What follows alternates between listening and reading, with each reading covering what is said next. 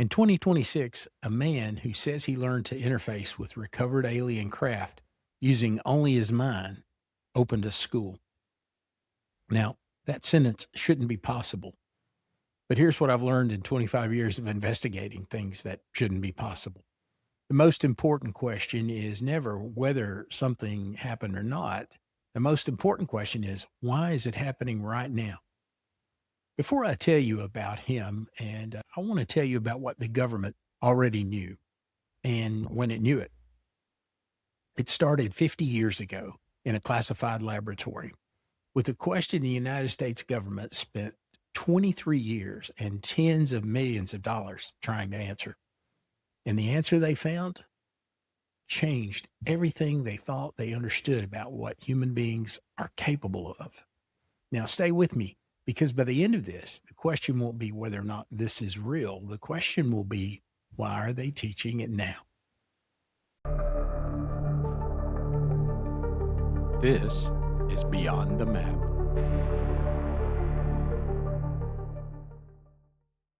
I want to start with something that's not a theory. It's not a whistleblower claim or not a document that someone found in a dead man's filing cabinet. What I'm telling you is declassified public record. Now, you could pull this up yourself, and I'm starting here because, in my experience, the most extraordinary things are almost always hiding in the most ordinary places, like in a government archive. The year is 1972. At Stanford Research Institute in Menlo Park, California. A physicist named Hal Puthoff is sitting across from a man named Ingo Swann. Ingo Swann's not military. He's not an intelligence agent. He's an artist, painter. He has no security clearance, no institutional affiliation. The experiment is simple. There's a magnetometer, a device that measures magnetic fields sealed inside a vault beneath a building they're sitting in. Swann's never been inside that vault. He doesn't know its exact location, and he's never seen the device. Now, Puthoff asked him to describe what he perceives inside the vault. Swann not only describes the device accurately, he describes a structural element inside it that Puthoff's own team didn't know existed. A newly installed component that they had to go back and verify was there. Now, I want to be precise about what that means. I'm not telling you that Ingo Swann had supernatural powers. I'm telling you that a controlled scientific experiment conducted at a credentialed research institution produced a result that the United States government simply couldn't explain. And instead of dismissing it, they funded it. For 23 years, that program grew from what that experiment was, and it has had several names over its lifetime. Project Gondola Wish, Grill Flame, Centerlane, Sunstreak. Most people know it by its final name, Project Stargate. CIA funding, DIA involvement, Army intelligence participation. 23 years, tens of millions of dollars, hundreds of trials. And here's what the declassified record shows they found. Certain human beings under controlled, double-blind conditions that specifically eliminated fraud and coincidence could reliably perceive information about places, objects, and events that were physically and temporarily beyond the reach of their normal senses. Not every time, not every person, but consistently enough, statistically significant enough, that peer-reviewed analysis of the program's results confirmed the effects are real. Now, let me say that again in plain language. The United States government ran a 23-year program. They found that it worked, and the science, when independently reviewed, supported that conclusion. And then, in 1995, officially, publicly, they shut it down. Now, in my experience as a detective, when an institution closes a door that loudly, it's always worth asking, what did they quietly open? Because here's what happened 12 years after the Stargate was officially closed. In 2007, the Advanced Aerospace Weapons System Application Program launched inside the Defense Intelligence Agency, OSAP as it's called. It's the precursor to ATIP, the program that came to public attention in 2017 with that now famous release. What most people don't know is that OSAP's scope is not limited to craft analysis. It explicitly included the study of anomalous human cognition, the effects of UAP on human consciousness, human perception, and human biology. The program that was supposed to be shut down in 1995 didn't disappear. It changed its address. And I want you to hold that thought, because what I'm about to show you is what happens when the program, one that changed its address, starts producing results. These results go far beyond Ingo Swann and what he did in the laboratory in 1972. I want to introduce you to a man named Jake Barber. Jake Barber, former Department of Defense. His background touches the spaces where defense technology and intelligence work intersect. In 2025, on camera, Barber made a statement that I want to read to you precisely because precision matters here. He described a government contract operating at a designated high-technology test range in California. And he described a specific type of individual being used at that test range. He called them psionic assets. Now, I want you to notice the language, not sensitives, not volunteers. That's operational language. That is the language of a program that's been moved beyond research and into deployment. The purpose of these assets, according to Barber's on-camera testimony, was to interact with UAP, not to observe them passively, but to attract them and interact with them. Now, I've been doing this long enough to know that a single source, no matter how credible, is just a starting point. It's certainly not a conclusion. What converts a starting point into a pattern is when independent sources with no knowledge of each other arrive at the same specific details. And that's exactly what happened. Because while Jake Barber was describing psionic assets at a California test range, there was another man, a man whose name most of you may not have heard, a man who wasn't describing a program from the outside, a man who says he was inside it. Before I tell you what Jordan Jozak says, I want to tell you who Jordan Jozak is. Because in a forensic investigation, the credibility of the source is always the first thing you establish, not the last. Jordan Jozak is a former United States Air Force veteran. His military service, he worked at what he described as the space and technology sector, in data science specifically, taking different imagery types and developing analytical solutions for the utility industry. Now, he's not a fringe figure. He's not anonymous. He is named on camera with a verifiable professional background. He's one of the individuals featured in the Skywatcher documentary, a serious structured field investigation involving defense insiders, physicists, and intelligence community veterans, and scientists. Jordan, I really appreciate you joining us here today. Alex, it's an honor to be here, man. Thank you for having me. So maybe let's start by sharing a little bit about your background. Yeah. So most recently, I worked in the space technology space, a little bit of data science, ultimately taking different imagery types and trying to solve solutions for the utility industry. I'm curious, by chance, do you believe that a higher form of non-human intelligence has visited this planet? I am certain of that. You are certain? How certain are you? 100%. I mean, Jordan, that's a pretty bold statement. Where does that certainty come from? That certainty comes from my firsthand experience in what I term a psionic exploitation program between the years of 2005 and 2010, where I interfaced and worked with non-human intelligence and things like UAP directly. I mean, Jordan, that is an incredible claim.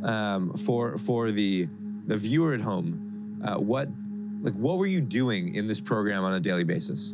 Yeah, so this would look like things that, many people would consider, woo-woo-y, right? Like astral projection or meditation. But ultimately, what we were really investigating was how far could we stretch the bounds of human consciousness?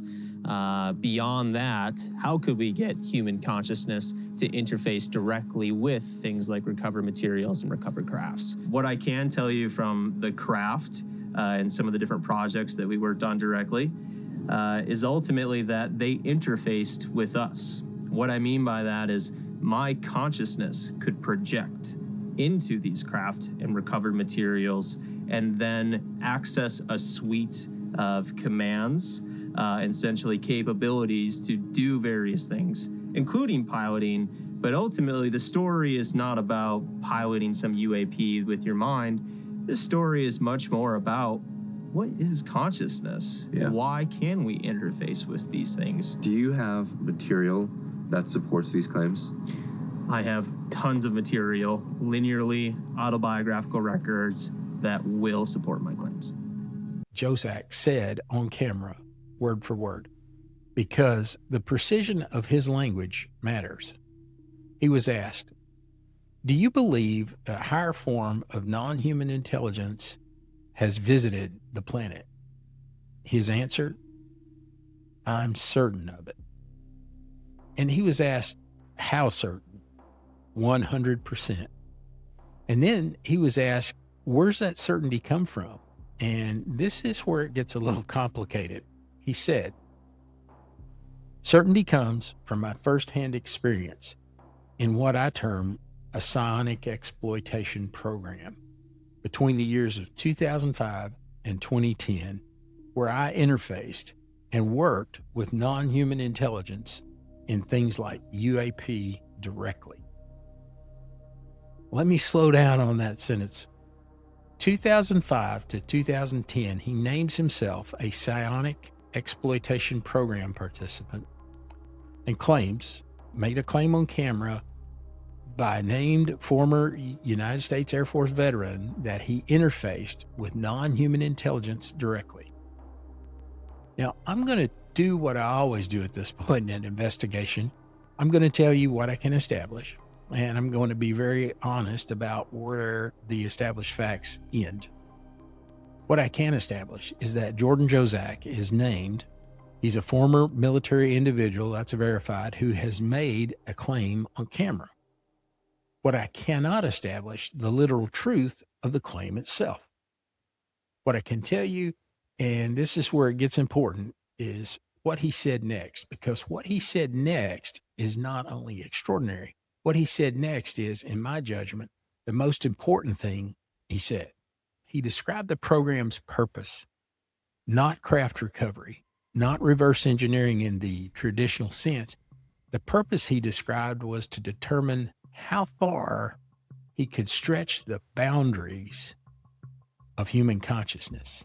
And beyond that, how could we get human consciousness to interface directly with recovered materials and recovered craft? And then he described what happened when they tried that.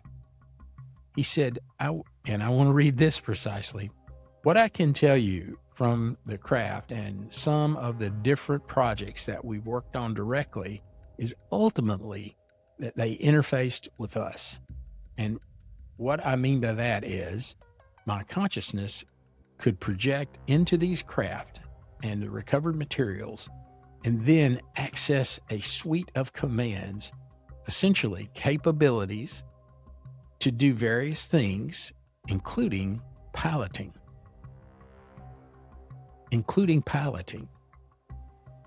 Now, I'm going to stand here and tell you that Jordan Jozak piloted an alien spacecraft with his mind. That's not what I do. That's not what this channel does. And I'm going to tell you this, that a named former U.S. Air Force veteran speaking on camera under his own name described a government program where human consciousness was used to interface with recovered non-human material. And what he learned inside the program, that changed his understanding of what human beings are. But here's the part that Jozak himself emphasized. because even he directed away from the headline. He said, and I think this is the most important thing in his entire testimony, the story is not about piloting some UAP with your mind. The story is much more than that. It's about consciousness. Why can we interface with these things? Yeah, that's a detective's question, not a believer's question, and not a skeptic's question, a detective's question. And it's the right one, because if human consciousness can interface with something non-human, the more important question is not how. The important question is, why does it work at all? What does this tell us about what we are? I want to hold that question. We're going to come back to it. Because first, I need to show you something that happened in the field, something that converted Jozak's testimony from a personal claim into a data point. The Skywatcher project is, and I want to be precise here, not a fan group, not a YouTube channel, and not a sighting report aggregator. Minutes? Done. On day 3, around noon, our radar started to detect a Class 2 tic-tac. We had our size. It's a structured field investigation involving defense insiders, physicists, and intelligence community veterans, and even world-renowned scientists. Their explicit methodology is rejection of faith-based investigation. James Fowler, Skywatcher's former technology lead, put it this way on camera. This isn't a spiritual activity for us. This isn't emotional. This is strictly facts and data driven. And we've tried very hard to keep it that way. It isn't emotional or spiritual. It's data. And our data says there's something in our skies that we can't explain using current science. The Skywatcher team operates in remote desert environments, multispectral sensor arrays, radar systems, helicopter-mounted tracking equipment, and they deploy something else, a psionic prediction team. Now, before you decide what to do with that, let me tell you what the data shows. The Skywatcher psionic team has, on multiple documented occasions, correctly predicted the appearance and trajectory of UAP before those objects were detected with the team's own sensors or radar. Let me be precise about what that means forensically. The prediction came first, and the sensor detection confirmed and came second.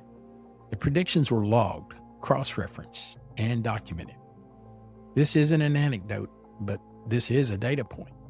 And in an investigation, a data point that arrives before you're looking for it is the most credible kind there is. So let me show you where we are. We have Project Stargate, 23 years of classified government research, declassified, public record. We have Jake Barber, a named former Department of Defense official, describing psionic assets deployed operationally. On camera. We have Jordan Jozak, named former USAF, describing a classified program where human consciousness was used to interface with recovered non-human materials. On camera. And we have the Skywatcher Cyonic team producing documented, cross-referenced, sensor-verified results in the field. Here's what I know about patterns. A single source can be doubted. Two sources sharing a detail raises your eyebrows. But four independent sources, separated by decades, disciplines, and levels of classification, and they all arrive at the same specific finding? Well, that's when a good investigator stops looking at coincidence and starts looking at cause. But there is a fifth source, and this one's been running for 50 years without classification, without government funding, right out in the open, and almost nobody noticed. Joseph Burkes, a retired internal medicine physician, 30 years of service at Kaiser Permanente in Los Angeles. He's board certified, published researcher, co-author of 3 academic compendiums on UAP experiences. In 1992, the same decade that Project Stargate was still classified and operational, Dr. Burkes began volunteer field work with an organization called the Center for Study of Extraterrestrial Intelligence. Now, I want to be clear about how I'm using this source. I'm not endorsing everything that CSETI has done or claimed over the years.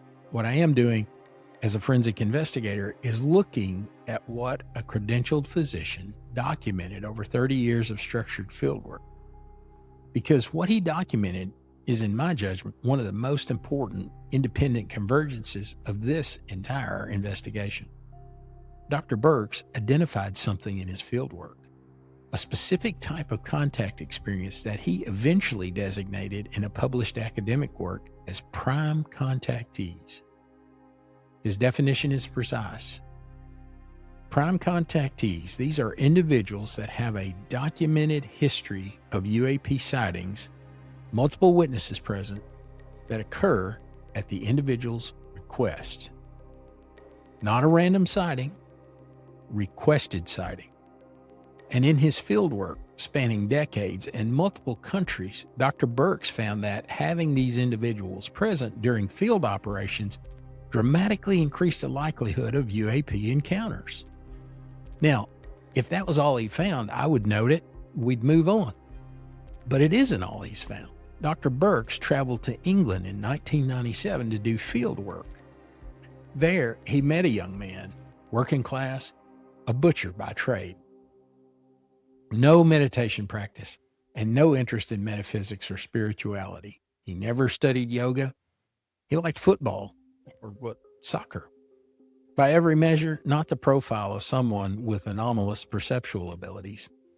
But the young man told him something, a strange thing he remembered from when he was 13 years old. He had a habit of falling asleep watching the television late at night. And one morning around 4 a.m., he woke up in front of the TV. The screen was all static, programming had ended, and instead of being reclined on the couch in the way he always fell asleep, he was sitting upright, his legs crossed, in what he later discovered after seeing a picture in a magazine that he called a full lotus position. Now, he'd never studied yoga, he'd never been taught that position, and he had no memory of assuming the position. He woke up in it. And Dr. Burkes is a physician. He understands the difference between anecdote and evidence. He notes this in his published work, and he also notes this. After he circulated his account, another young person in the UK reached out, describing the exact same experience, waking up in full lotus position. Again, no yoga background, no memory of assuming the position, and multiple documented UAP sightings with witnesses present. Here's what Dr. Burkes concluded from 30 years of observing this pattern, not as a believer, as a physician conducting structured field observation. He concluded that, in his judgment, UAP intelligence appears to be training certain individuals at a subconscious level, preparing them for contact work without their conscious awareness. Now, I want you to hold that phrase because we're going to come back to it. And when we do, it's going to connect something that has nothing to do with UAPs, something that happened in classrooms across America, and it started in the 1970s. That's something you may have lived through and that nobody connected to any of this until now. In the 1970s, the United States federal government began funding a program for gifted children. It was called GATE, Gifted and Talented Education. It was federally funded under the Jacob Javits Act. On the surface, an education program identifying high-achieving students for advanced curriculum. But there is a thread in the declassified research that funded the identification and methodology for GATE, a thread that connects a researcher named John Curtis Gowan, Harvard, UCLA, founder of the National Association for Gifted Children. Gowan's research, academic, published, peer-reviewed, explored with relationship between gifted cognitive ability and what he calls psychic development. Now, the hypothesis that certain cognitive profiles might correlate with anomalous perceptual abilities. Now, I want to be precise about what we're asserting here. I'm not asserting that every gate class was a covert intelligence operation. I am asserting that the research layer that informed the gate program's identification methodology at the federal level shows documented interest in the relationship between cognitive giftedness and anomalous perception. And I am noting, as a forensic investigator, that this interest existed simultaneously with the Stargate program. The same decade, the same government, the same question. Which children can perceive beyond what they've been taught is possible? Now, many of you watching this right now may have been in the GATE program. Some of you found your way to content like this because something in you has always felt like there's more to the world than you were being told. Now, I'm not telling you that you were selected, but I'm asking you to consider, how would you know if you were selected for this program? Joe the Butcher didn't know he was being prepared. He woke up in a yoga position that he'd never learned, and then he went back to sleep.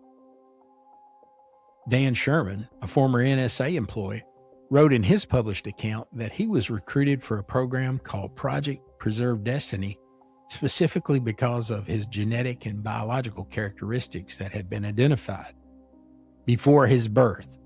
He didn't apply or he didn't volunteer. Someone or something decided first.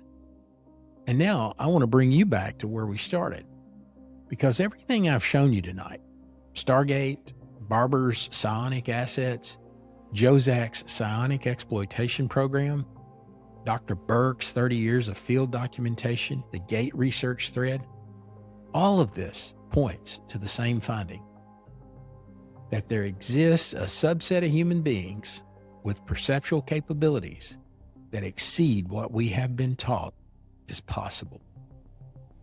That the government knew this, that they studied it, they classified it, and they operationally deployed it, and that the people who worked inside those programs are now beginning to talk.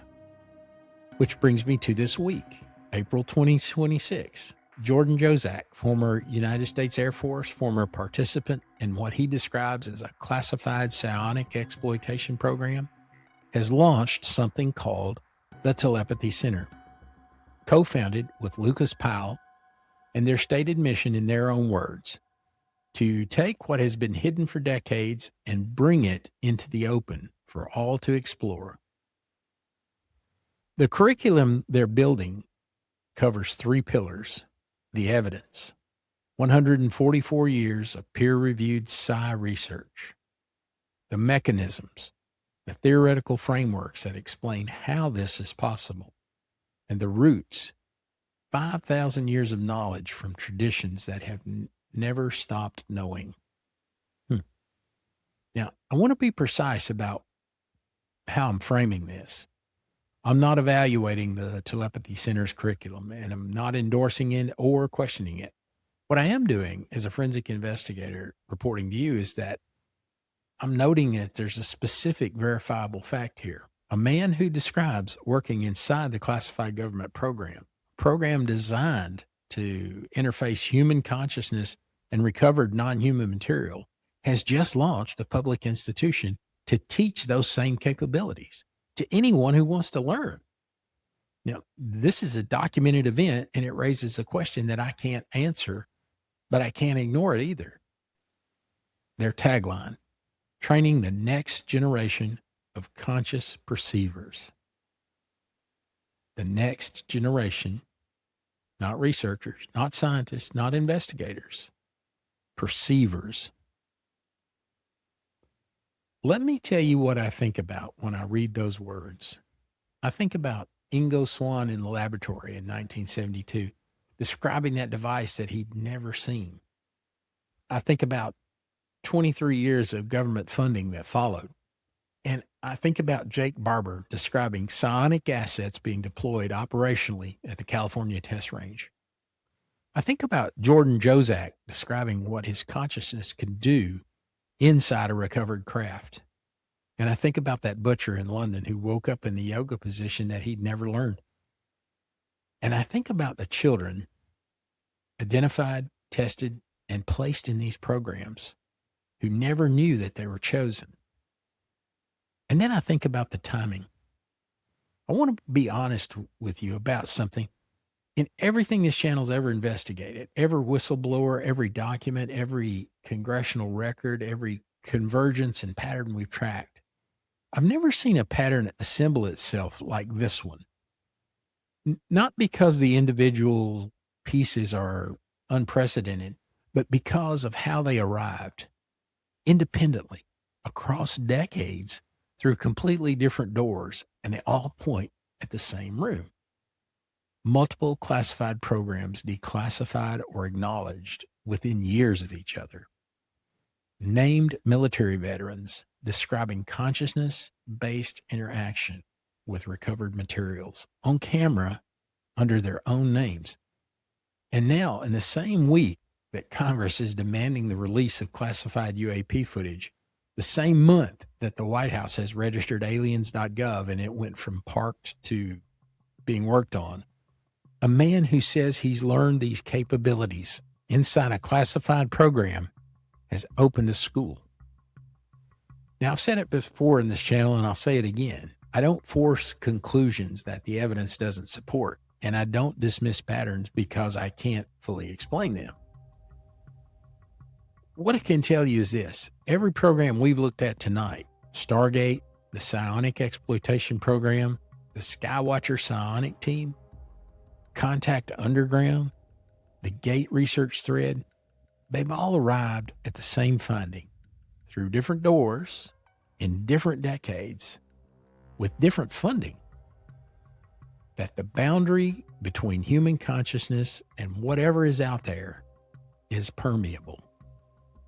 Under the right conditions, with the right training, certain people can reach across it.